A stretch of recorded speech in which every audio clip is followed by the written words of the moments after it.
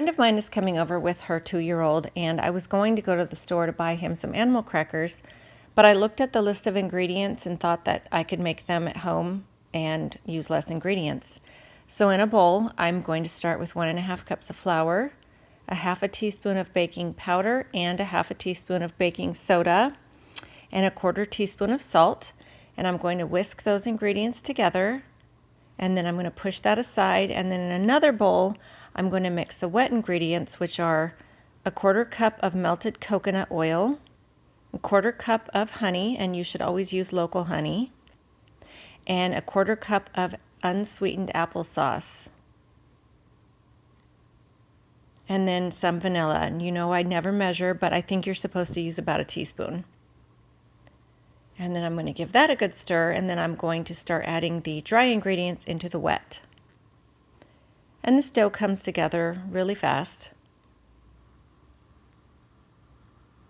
And then once I get all the dough fully combined, I'm going to give it a taste to make sure that it's not too sweet, or if it needs maybe a little more sweetness. But I'm going to add some cinnamon to it because I think apples and cinnamon are a really good flavor combination, but that's personal preference. And then I'm going to sprinkle some flour onto my countertop, and I'm going to pour the dough out onto the floured countertop and roll it out with a floured rolling pin.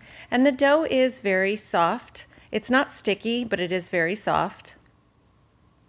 And you want to roll this out pretty thin to about 1/4 inch. Also preheat your oven to 350.